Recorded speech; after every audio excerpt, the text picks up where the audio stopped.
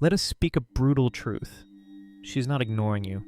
To ignore someone, you first have to acknowledge their existence. You simply do not exist on her radar.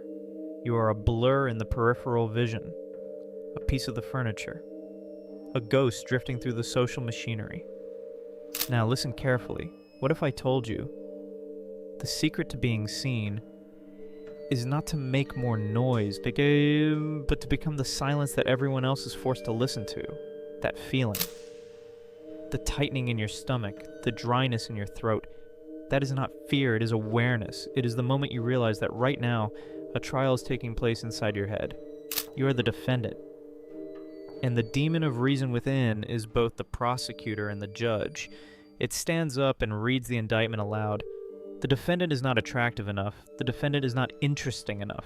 The defendant will ruin everything. The verdict invisible. And you accept it every single time. You sentence yourself to the highest penalty, silence and disappearance. This is not a social situation. This is an operating system error. A faulty piece of code running in your mind, and 99% of men live their entire lives with this virus without ever knowing. Enough. Today, we will uninstall it. Forget about learning a few clever lines. We are not going to patch the bug. We are going to install a completely new operating system. The sound you call fear, the thing you call silence, is not your weakness. It is an empty space, a tactical pause. And in the war for attention, the pause is where the fuse is lit. The fatal mistake that every other man out there makes is trying to use words to build a bridge to a woman. They do not understand. You do not need a bridge. Your job is to create a gravitational pull so strong that she willingly swims across the ocean to get to you. So here's the battle plan. What I am about to give you is not advice, it is a set of blueprints. A code of 3 tiers of psychological architecture to reprogram the way the world perceives you. Tier 1, the presence field. I will show you how to turn your physical presence into an inexplicable gravitational force, a kind of energy that makes others feel you, even when they are not looking at you. Tier 2, emotional infiltration. We will delve into the art of touching without touching. You will learn to bypass the logical filter and hack directly into her emotional operating system, making her feel things she does not understand why. And Tier 3, the final tier, unlocking the invisible ladder. This is not a technique. This is the final key to the game. It is what turns a random encounter into a permanent imprint. It is the reason why one man can walk into a room and completely change its gravity, while others simply take up space. Master this and you will never be just some guy again. You will become a story she tells herself. So pay close attention, because class is about to begin. And the first rule is, the most impressive person in the room is not the one who speaks the loudest, but the one with the most formidable silence. And the one with this most formidable silence begins by mastering the most primal human weapon, the gaze. Here's the raw truth. Most of us look, but very few of us truly see. Their eyes are simply passive sensors collecting data. They scan the room, glide over faces, but nothing is truly registered. Their gaze is empty because it has no intent. It is the gaze of a beggar, a gaze that silently pleads for approval, for attention, or for some kind of sign. Or worse, it is the gaze of a conqueror, a prying, judgmental gaze trying to possess with the eyes. Both fail miserably. The gaze of a master is different. It is not to scan the body, it is to lock onto the soul. Imagine you are a master photographer. When you look at her, everything else in the room, the crowd, the noise, the lights, fades away. They become the background. Only she is in sharp focus. Your gaze is not a question. It is a statement, a simple, powerful statement that needs no reply. I am here. And I see you. Not I see your body, but I acknowledge your existence in this universe at this very moment. It is a steady gaze, receptive, but never avoidant. It does not look away out of insecurity, but it also does not impose with arrogance. It is simply present. And in this game, presence is worth more than gold. When you master this, you have activated the first layer of your personal magnetic field, but that is just the beginning. Now we will add another layer of spice, a layer that makes her brain unable to ignore you. It is the art of being attractively contradictory. The human brain is a pattern recognition machine. It hates chaos. It needs to categorize everything into neat boxes: safe, dangerous, interesting, boring. And to capture its attention absolutely, you must give it something it cannot categorize. You must become an error in its system. Think of a dormant volcano. It is quiet, but you know beneath that crust lies a tremendous source of energy, or a high voltage power line. It is silent, but you can feel the power running through it. That is you. Be quiet, but intense. Appear nonchalant, but when your gaze locks onto her, it carries an unusual weight. This contradiction creates a short circuit in her brain. An error message pops up. This subject does not match any known categories, and her instincts will not allow her to ignore that system error. She will have to keep observing, trying to decode you. You are no longer a man. You have become a puzzle. And this leads us to the main engine of tension. Mystery is always more moving than certainty. The question you plant in her head, is he interested? Or is this just his nature? Is the very fuel that ignites curiosity. Never give a clear answer too soon. By holding back your intent, you are not just creating tension. You are giving her a gift, the gift of space. Space for her imagination to soar. Space for her to create scenarios, to write stories about you. And there is nothing more attractive than a story she creates herself. Alright? You have built an almost formidable aura, an intense, mysterious presence. But if that is all, you might become too distant, too cold. And this is what I personally want you to truly internalize, because it is the key to balancing it all. It is called the pratfall effect. This is a proven psychological principle. Studies show that highly competent people, those who seem perfect, become much more likable and approachable when they make a small, very human mistake. So how does it work in practice? Imagine this scenario. You have maintained that intense gaze. You have created that attractive contradiction. And then for a moment, you accidentally spill a drop of coffee onto the saucer. Instead of looking flustered or embarrassed, you simply look down at the drop of coffee, then look at her and let a slight, almost self-deprecating smile appear on your lips, just for a moment. Boom! With that one small act, you have just completely broken the tension. You have just transformed yourself from a formidable enigma into a genuinely charming man. You have just shown that behind that intensity is a human being, an imperfect human being. And nothing connects people more powerfully than shared imperfection.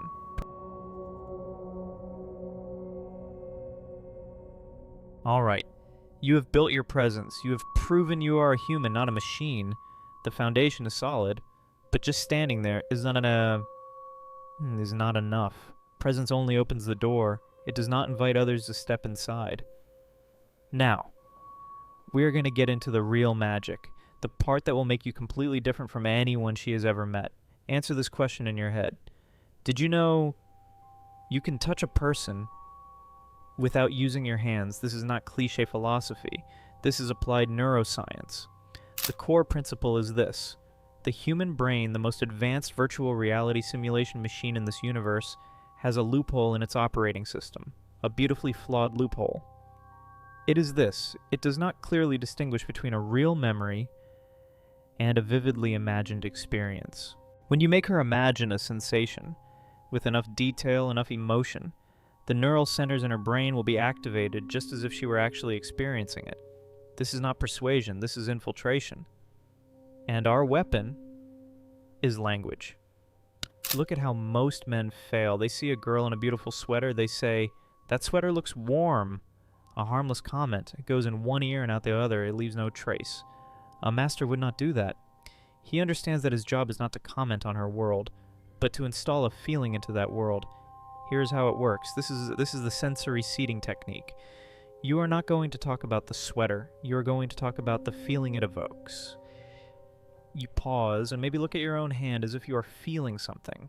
Then you say, in a slightly deeper voice, "That fabric." So it has a very particular kind of softness. You know, the kind of soft that when it glides across the skin, it makes you want to close your eyes for a moment. Let us analyze what just happened. You did not talk about her. You talked about a universal feeling. You use sensory words, softness, glides across the skin, close your eyes. You provided a script, an instruction for her nervous system. And if you say it the right way, with an intense sincerity, her brain cannot help but simulate that feeling. For a moment, she felt an invisible touch. and you just planted a sensory seed directly into her subconscious. That is level 1. Now for a higher level.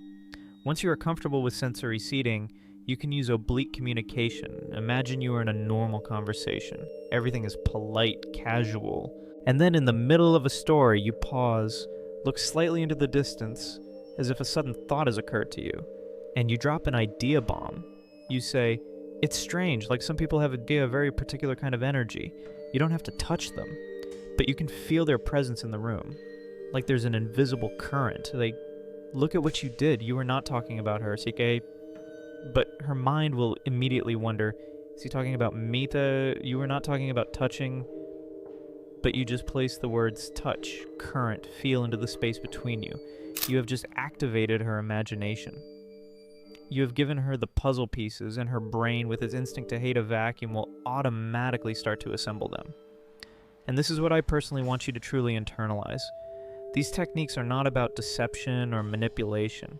A knife can be used to prepare a magnificent meal, or as a weapon. The true power lies not in the tool, but in the intent of the user. Your purpose here is not to make her do anything. Your purpose is to become the architect of a space where she wants to do it. You are not building the house for her. You are simply drawing a blueprint so compelling that she cannot resist the desire to step inside and explore. You are creating possibilities. You are creating permission.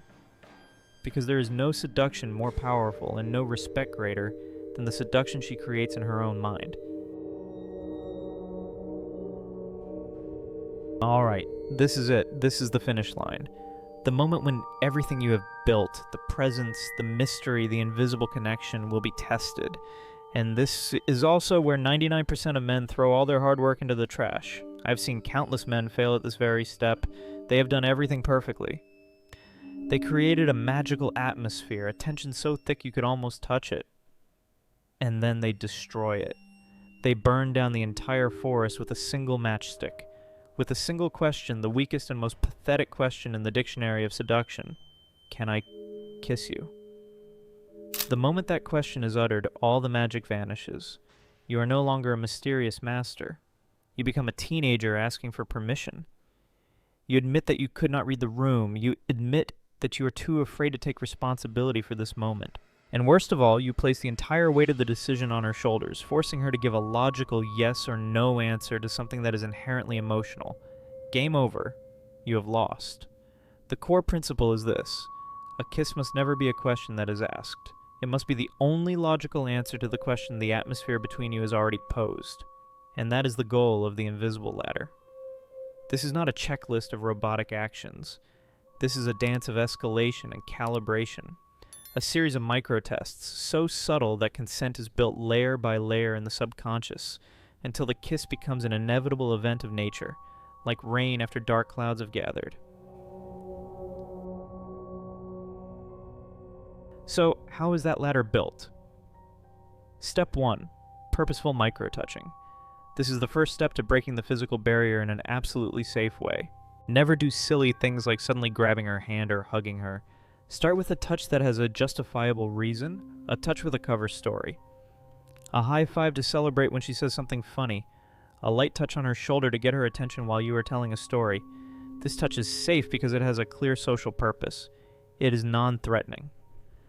But it is sending a message to her nervous system. Physical contact with this person is safe. If she does not pull back, if she responds with a smile, the first step has been conquered.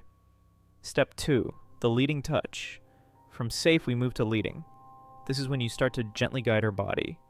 As simple as when you are walking through a crowded place, you do not just say, "Be careful," you place your hand on her lower back and gently guide her through.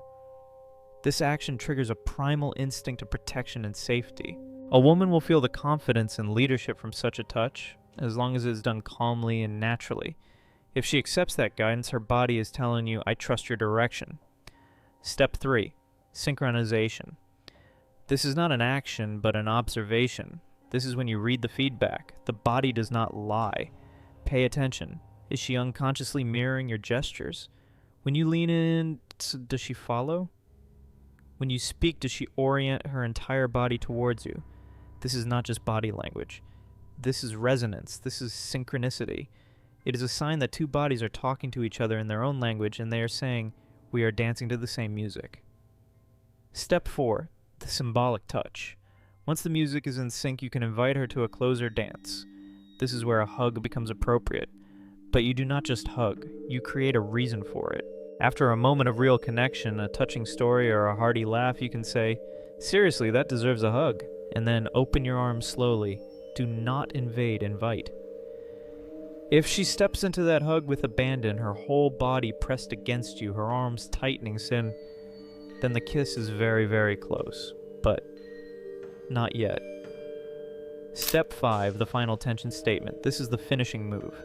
Right at the moment you release the hug, when the distance between you is at its most intimate, when your eyes are still locked, you look directly into her eyes. Your voice deepens, and you say a sentence that is not a question, but a reaction to her energy. "If you keep looking at me like that," and then you fall silent. You have done something extraordinary. You have verbalized the tension without breaking it. You did not ask. You are stating that the kiss is not your decision. It is an unavoidable consequence of the connection between you. You have given her the final power while still maintaining complete control, and now is the moment of truth. You move in slowly, without hesitation, but also without rushing.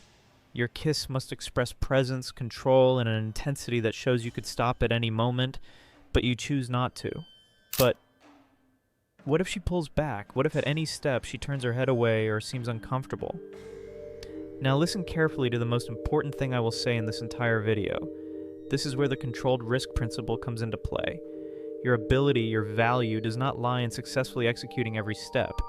It lies in how you react when you fail at a step. If she pulls back, you are not allowed to look flustered. Do not flinch. Do not look awkward. You just do one thing. Smile gently, immediately switch to a joke, or return to the topic you were discussing. You act as if nothing happened.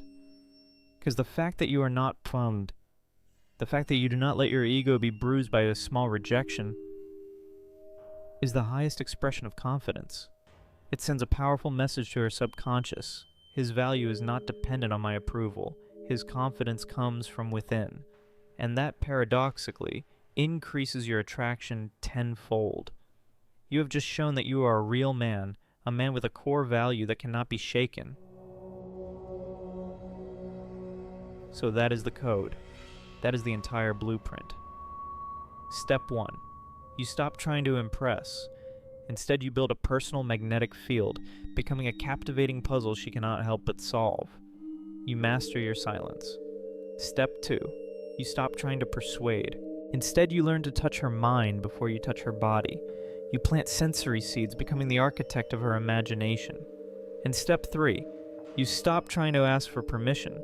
Instead, you lead her up each step of the invisible ladder, turning connection into an inevitable consequence, not a chance encounter.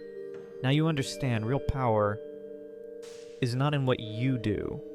It is in what you make her feel, without her being able to explain why. It is in creating an emotional microclimate that exists only between the two of you, while the rest of the world continues to operate mindlessly. It is an invisible dance, a wordless dialogue, a forgotten art. And this brings us to a final, somewhat ruthless truth. Any man can get a kiss, by luck, by persistence, by lowering his standards, but a shallow kiss, a kiss with no story, no tension, no depth of emotional architecture behind it, is a kiss that will be forgotten as soon as it's over. A master does not seek a kiss, he architects an experience. He understands that the kiss is not the destination. It is merely the physical acknowledgement of a deep connection that was built long before in the mind. A kiss like that, it has weight, it has memory, it has an aftertaste. And this is my final promise to you. When you master this art, when you practice it not as a series of techniques, but as a part of your instinct, you are not just creating a beautiful memory, you are doing something far more powerful. You are creating an emotional anchor. Think about it. An anchor is what keeps a ship steady in a stormy sea. An emotional anchor is what keeps your image steady in her mind, despite time and the other men who will come after you. You become a standard, an emotional benchmark. From that point on, she will unconsciously use her experience with you to measure all others. She will compare their silence to your weighty silence. She will compare their cliché words to your sensory language. She will compare their clumsy touches to your sophisticated dance on the invisible ladder, and most will fail, because you are no longer a person she once met. You have become the one she cannot forget. Now, the choice is yours. If you've understood this code, if you're ready to stop being a passerby and start becoming an event in someone's life, comment understood down below to let me know that you are ready for the next level. Because in the next video we will tackle an even bigger question. The question that only those who have mastered this art dare to ask. How do you make her the one to pursue after all of this has happened? How to completely reverse the game, turning you into the prize she longs to conquer. Hit the subscribe button and the notification bell. You will not want to miss it.